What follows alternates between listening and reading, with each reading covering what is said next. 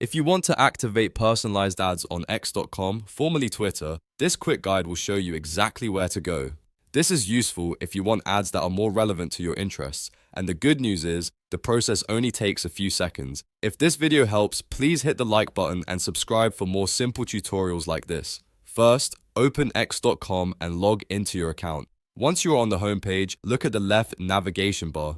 If you do not see all of the menu items right away, click on More to expand the full list of options. This will reveal the settings you need to continue. Next, click Settings and Privacy. This is where X keeps all of your account security and privacy controls in one place. After that, select Privacy and Safety. This section contains the options related to how your information is used across the platform. Now look for Ads Preferences and click on it. This is the area that controls how ads are personalized for your account. Once you open it, you will see the Personalized Ads option. All you need to do now is toggle Personalized Ads on. When this setting is enabled, X can use your activity and preferences to show you more tailored advertising content. If the switch is already on, then you are all set.